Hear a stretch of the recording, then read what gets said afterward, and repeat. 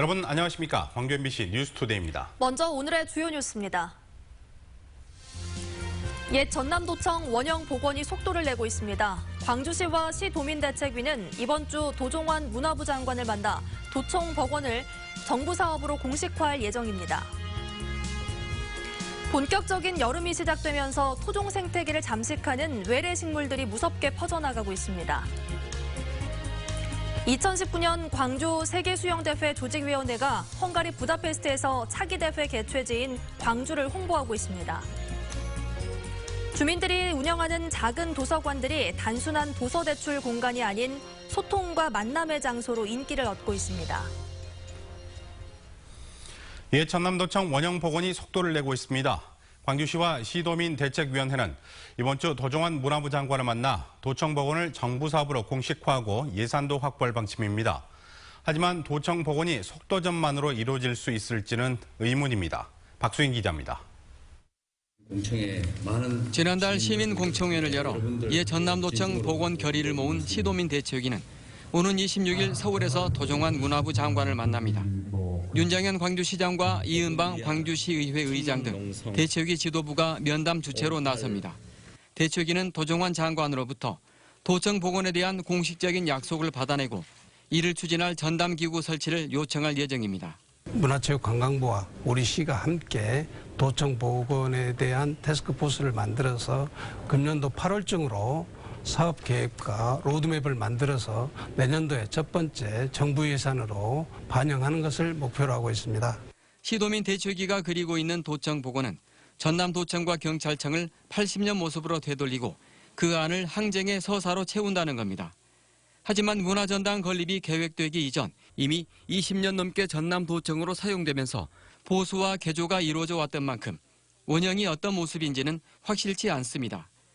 80년 당시에 자료 수집을 위한 전담반이 발족했지만 원형의 그림을 그리는 건 어려운 숙제입니다.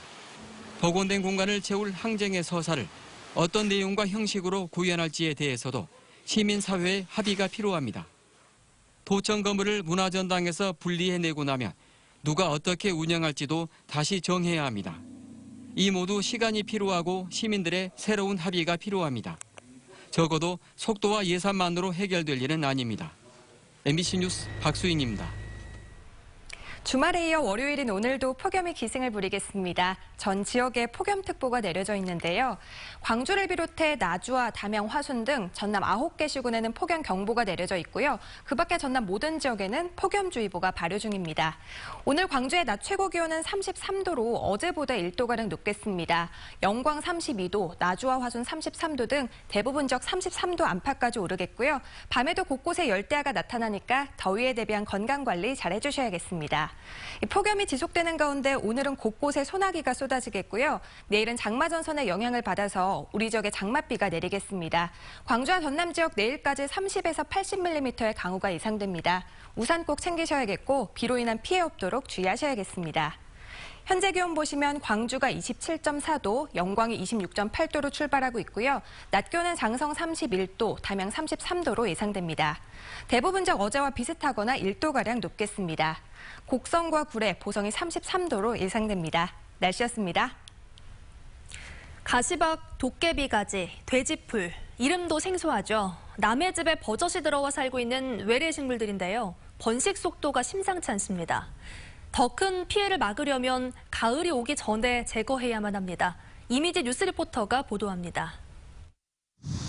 도심 속 시민들의 산책길로 자리 잡은 광주천. 강가 옆으로 담쟁이 덩쿨 비슷한 넝쿨 식물이 보입니다. 빠르게 번식해 다른 식물들이 자랄 땅을 뒤덮고 커다란 나무도 고사시켜버리는 외래 식물 가시박입니다. 길가에는 흰 꽃에 도깨비 가지가 만개했습니다. 이 식물 역시 잎과 줄기에 난 가시로 사람이나 동물에게 피해를 입히는 외래 식물입니다.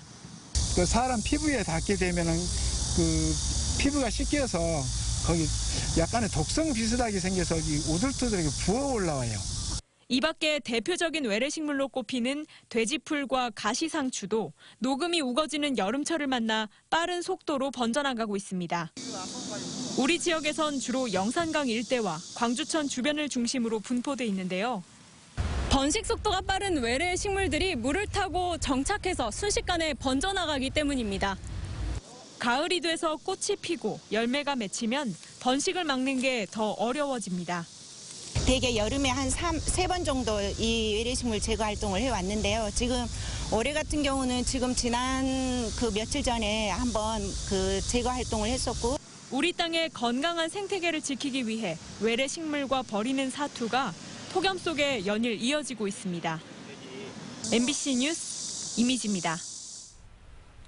2019년 광주 세계수영대회 조직위원회가 헝가리 부다페스트에서 차기대회 개최지를 홍보하고 있습니다. 광주 수영대회 조직위원회는 국제수영연맹 회의에 참석해 차기대회 개최 도시인 광주를 소개하고 경기장 등의 준비 상황을 설명하는 한편 해외 언론을 대상으로 광주 대회를 홍보하고 있습니다.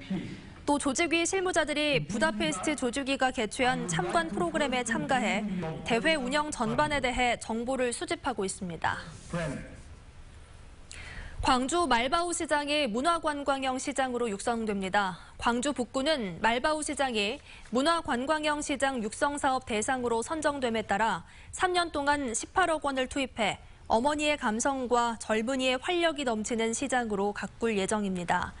올해는 우선 보이는 라디오 방송국과 유랑극단을 운영해 고객을 끌어모으고 감성 먹거리 개발과 온라인 마케팅을 통해 시장의 경쟁력을 키울 계획입니다.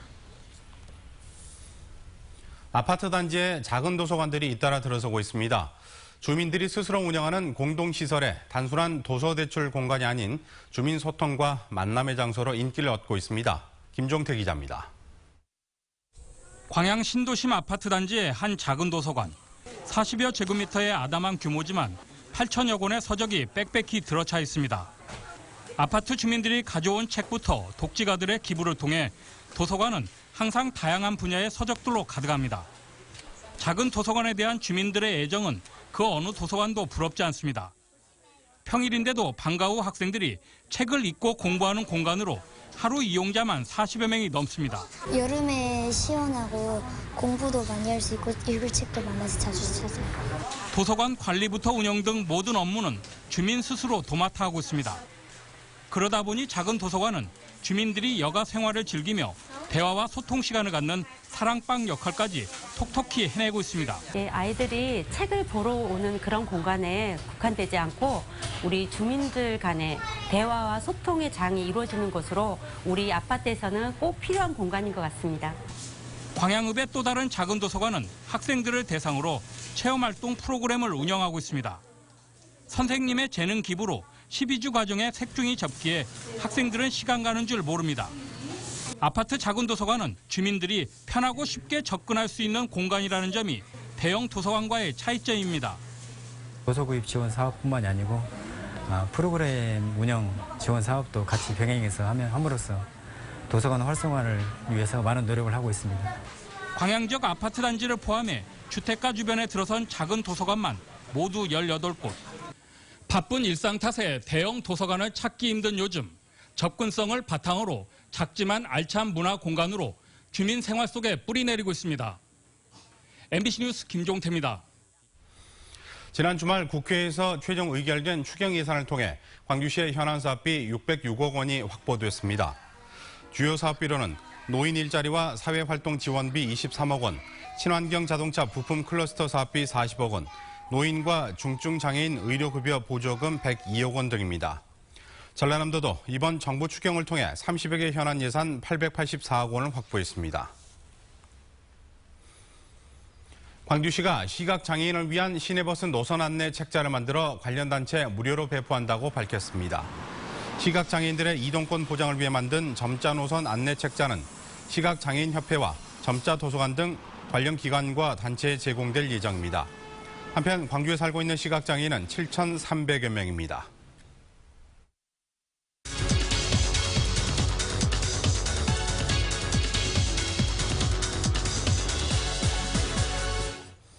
청년들의 아이디어와 꿈을 창업으로 이어주는 아이플렉스 광주 청년 창업 지원센터에 유망 분야의 12개 신생 창업팀이 입주했습니다. 앞으로 경쟁력 있는 기업으로 성장하도록 체계적인 지원을 받게 된다고 하는데요. 김찬영 센터장 모시고 이야기 나눠보도록 하겠습니다.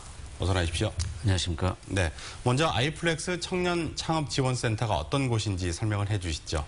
네, 광주 지역 내 창업을 지원하는 그 유관 기관과 대학은 많이 있습니다. 그럼에도 불구하고 각각의 지원 프로그램을 따로 운영하다 보니까 창업을 준비하는 그 사람 입장에서는 단절되고 분절된 서비스를 받을 수밖에 없는 상황인데요. 이런 공급 서비스 체계를 개선하기 위해서 그 지역 내 창업 지원 유관 기관과 대학이 협의회를 구성하여 네트워킹을 하고 있고요. 그 각종 창업 지원 프로그램들을 그 연계하거나 통합해서 그 지원하는 일종의 컨트롤 타워 기능을 수행하고 있습니다. 앞으로 그 우리 센터는 우수한 예비 창업자 그리고 초기 창업자를 발굴 육성해서 글로벌 기업을 만들어보겠다는 비전과 목표를 가지고 있습니다. 네, 광주 아이플렉스의 기존의 4개 팀 그리고 새로운 8개 팀, 총 12개 팀이 지난 19일에 입주식을 마쳤잖아요. 네. 어떤 팀들인지도 궁금합니다. 네, 우리 센터에 입주한 유망한 스타트업들은 주로 IT 기술을 이용을 해서 그 콘텐츠 그리고 프로그램, 어플을 개발할 수 있는 ICT 융합 분야가 가장 많습니다. 그리고 우리 지역 전략산업, 그리고 특화산업과 관련한 첨단 제조업과 지식 서비스 분야도 있고요. 바이오 분야도 있습니다. 뭐 다들 아이템이 다 우수하겠지만 그 한 개 창업팀을 소개해드리면 그 IT 분야인데요. 이 창업팀에서 개발한 런치팩이라고 하는 그 솔루션이 있습니다. 이 솔루션은 누구나 손쉽고 간편하게 어플 또는 웹을 개발할 수 있도록 도와주는 IT 플랫폼인데요. 그 기존에 이런 플랫폼을 개발하려면 직접 개발자가 그 3개월 정도 투입이 되어야 되고 또 그러는데 본 솔루션을 활용하게 되면 5일 정도 소요가 된다고 합니다. 시장에서 호응이 좋을 것으로 기대하고 있습니다. 네. 그렇다면 아이플렉스 측에서 이런 청년들에게 어떤 지원을 하게 됩니까? 네, 우리 센터에서는 별도의 스타트업 육성 프로그램 운영하고 있습니다. 그 창업 전주기에 필요한 프로그램으로 구성되어 있는데요. 그 지원 내용을 말씀드리면 창업 공간, 초기 창업 자금, 시제품 제작, 전문가 멘토링, 그리고 마케팅, 전문화 교육 등 기업 경영 전반에 대한 필요한 부분이고요. 네. 그리고 투자 자문까지 포함해서 네. 그 펀드 지원하고 있습니다. 특히 그 코인스라고 하는 센터 자체 프로그램이 있습니다. 6개월 동안 집중 코칭을 해서 해외 진출할 수 있도록 도와드리고 있습니다. 네, 한국에서 스타트업의 초기 창업 비용이 한 3,100만 원 정도 든다고 해요. 미국이나 네. 중국에 비해서도 상당히 높은 편인데 그런데다가 이제 작년에 우리가 개관을 했잖아요, 아이플렉스가. 그런데 임대료가 좀 비싸다 이런 지적도 있었어요. 그런 부분은 개선이 됐나요? 네, 그렇습니다. 그 아이플렉스가 개관한 지 10개월 정도 되었는데요. 네. 뭐 현재 중소벤처기업 32개, 스타트업 12개를 보유하고 있고 상주 인원은 약 400명 정도가 됩니다. 뭐 그동안 100여 개가 넘는 예비 창업자를 발굴해서 창업 자금하고 사업화 지원을 하였고 최근에는 이제 광주시가 중기청으로부터 모태펀드 청년 창업 펀드 100억 원 규모를 결성을 해서 뭐 9월부터는 투자가 가능할 것으로 보이고 있는데요. 말씀하신 그 임대료 기본관리비 부분이 개선이 됐습니다. 그래서 우리 기업에 한해서 기본 관리비를 면제해 드리고 있고 네. 그 결과 입주율이 많이 향상이 되었습니다. 네. 앞으로 이 스타트업 팀을 글로벌 기업으로 가꾸신다는 게 바로 목표인데요. 새로 계획하고 있으신 거 있으면 말씀을 해주시죠. 네, 크게 금년도 주요 계획을 말씀드리면 3가지가 있습니다. 첫 번째는 글로벌 진출인데요. 우리 스타트업 기업들이 수도권에 뒤지지 않고 세계 시장에 당당하게 진출할 수 있도록 창업자 역량 강화, 그리고 창업 아이템의 전략적 비즈니스 모델 구축, 수도권 투자자 연계 등을 통해서 글로벌 진출 프로그램을 금년부터 시행할 계획입니다. 두 번째는 한전하고 연계하는 부분입니다. 최근에 한전이 아이플렉스의 에너지 신산업 창업 지원센터를 개설을 했습니다. 그래서 앞으로 한전과 광주시 테크노파크 그리고 유관기관이 협력해서 에너지 신산업 분야에 대한 그 연계 프로그램을 기획해서 지원할 계획이고요. 세 번째는 자금 지원입니다. 조만간 결성되는 광주 청년창업펀드를 연계해서 스타트업 자금 지원을 강화할 계획이고요. 그리고 중기청에서 지원하는 팁스 프로그램이 있습니다. 이 부분도 참여를 해서 우리 스타트업들이 공동적으로 겪고 있는 데스밸리를 에서 탈출할 수 있도록 그런 그 지원을 다하겠습니다. 네, 청년들에게 정말 많은 희망이 될 것 같습니다. 오늘 말씀 잘 들었습니다. 고맙습니다. 네, 고맙습니다. 감사합니다. 전남 지역의 졸음운전 사고가 다른 지역에 비해 상대적으로 많은 것으로 나타났습니다. 경찰청에 따르면 지난 2013년부터 4년 동안 인명피해가 발생한 졸음운전 사고는 만여 건이었고 지역별로는 경기 남부가 1,600여 건, 서울 1,300여 건, 전남 1,000여 건 순으로 많았습니다. 또 전남에서 발생한 졸음운전 사고로 4년 동안 55명이 숨지고 1,900여 명이 다친 것으로 집계됐습니다. 자료를 공개한 바른정당의 황영철 의원은 휴가철인 7, 8월에 졸음운전 사고가 가장 많았다며 운전자들의 주의를 당부했습니다. 광주지법은 관공서 납품 계약을 대가로 거액을 챙겨온 63살 A씨에게 징역 2년에 추징금 5억 2천만 원을 선고했습니다. A씨는 자치단체 공무원과의 친분을 이용해 납품 사업을 수주하게 해주는 대가로 지난 2013년부터 업체 2곳으로부터 5억 2천여만 원을 받은 혐의로 기소됐습니다. 법원은 공무원에 대한 친분을 내세워 관급 계약을 체결해주고 대가를 받는 행위는 공무원의 청렴성과 사회 일반의 신뢰를 해치는 것이라고 밝혔습니다.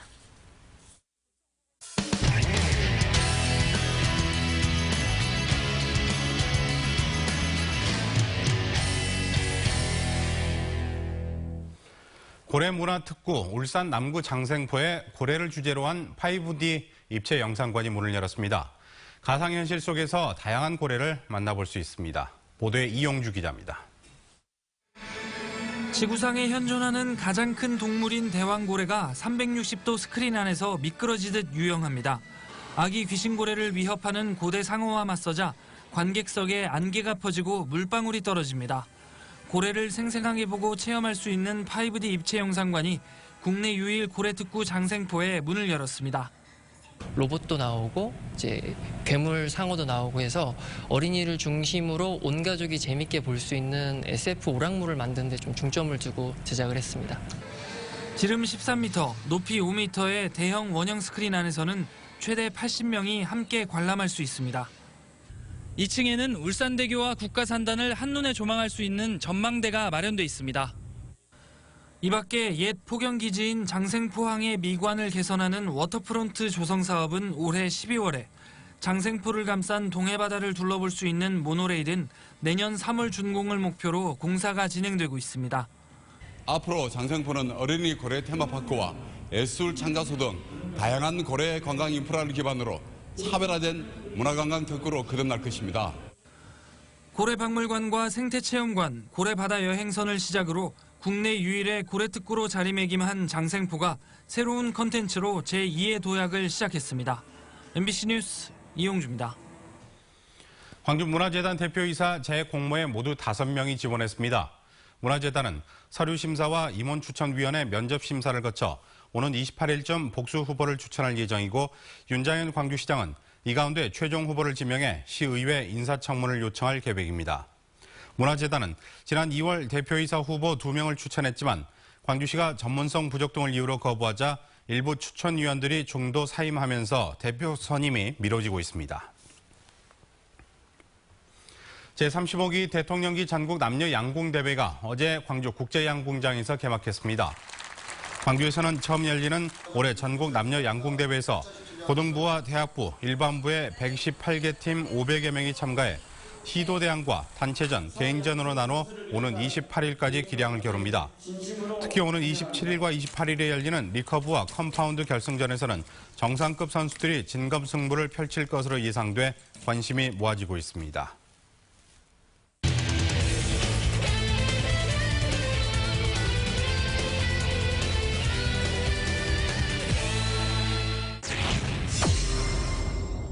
초구 멈쩍공 때려냈습니다. 자, 투수 옆으로 1루수가 태그, 그리고 1루에서 던지지 못했습니다. 그 사이에 3루 주자가 홈으로 들어오면서 기아 타이거즈 1대0. 석회의는 경기 전에 하거든요. 예. 좌중간 완전히 갈랐습니다. 김상호 2루까지 들어갑니다. 자, 투아웃 이후에 김상호의 2루타 7구 때립니다. 1, 2강을 빠져나갑니다. 자, 1호 주자 3루 통과했습니다. 홈까지 들어옵니다. 1대1. 투수 스쳐 지나갑니다. 센터 쪽에 안타입니다. 자, 3루 주자 홈으로 들어옵니다. 문기현의 적시타. 이제 역전시킨 롯데 자이언츠. 점수 2대1. 한 점의 리드를 롯데가 뺏어갑니다. 3루 타석에 1번 타자 전준호. 3루수 옆으로 빠져나갔습니다. 3루 주자 홈까지 들어옵니다. 트웬투 스윙 삼진 레일리의 완투. 5년 만에 기아전 수입을 달성하는 롯데입니다. 최종 점수 3대1로 롯데자이언츠가 승리를 거둡니다. 광주 전남 지역 해수욕장들이 새롭게 단장하고 피서객 맞이에 나섰습니다. 특히 한평 돌머리 해수욕장은 관리를 마을 어촌계가 맡아 주민소득 증대에도 한 몫을 할 것으로 기대됩니다. 김윤 기자가 취재했습니다. 그윽한 솔잎향이 가득한 소나무 숲이 자랑인 한평 돌머리 해수욕장. 드넓게 펼쳐진 갯벌과 낮은 수심 때문에 피서객들의 사랑을 받아왔지만 그동안 시설은 다소 부족했습니다. 하지만 2년 전 동안의 공사 끝에 한평 돌머리 해수욕장이 확 달라졌습니다. 바다 위로 갯벌 탐방로가 만들어져 물이 빠지면 갯벌 위를 산책할 수 있고 해변 곁에도 탐방로가 개설됐습니다. 35년 전 돌로 쌓아 바닷물을 가뒀던 해수풀장은 콘크리트 제방으로 바뀌었고 매일 바닷물을 환수하고 있습니다. 또한 어린이들을 위한 전용 물놀이장도 갖춰 가족 단위 피서객들을 불러 모으고 있습니다. 공기도 좋고요. 물놀이 시설도 너무 좋고요. 아이들이 안전하게 놀 수 있어서 너무 좋은 것 같아요. 한평군이 지난 2015년부터 모두 85억 원을 들여 개선한 것으로 다음 달부터는 오토 캠핑장도 운영됩니다. 이 같은 시설의 관리와 운영은 모두 마을 어촌계에 맡겨 주민들의 소득 향상도 기대되고 있습니다. 행정에서 이렇게 많은 돈을 들여서 지원을 해줬으니까 마을 주민들이 혼연일체가 되어서 아주 오신 손님들 다시 찾을 수 있게끔. 새롭게 개선된 한평 돌머리 해수욕장에서는 다음 달 5일과 15일 풍등 날리기와 장어 잡기 등 다채로운 행사가 이어집니다. MBC 뉴스 김윤입니다. 세계 여러 나라의 문자를 서예로 표현한 이색 전시가 광주 시립민속박물관에서 열리고 있습니다. 한국서예협회 광주지회가 마련한 세계 문자 대전에는 한국과 일본의 서예가 75명이 참여해 힌두어와 영어 등 25개 나라의 문자를 서예로 표현한 작품을 전시하고 있습니다. 서예협회는 이번 전시를 통해 문자에 내재된 미적 가치를 발견하고 서예의 외연을 넓히는 계기가 되기를 바란다고 말했습니다. 국립아시아문화전당은 공연예술 창작자 양성 프로젝트에 참가할 젊은 예술가를 공모합니다. 프로젝트에 참여하는 창작자들은 500만 원에서 1,000만 원씩의 창작비를 지원받아 예술극장 아틀리에에서 작품을 만든 뒤 오는 11월에서 12월 사이 공개 무대를 갖습니다.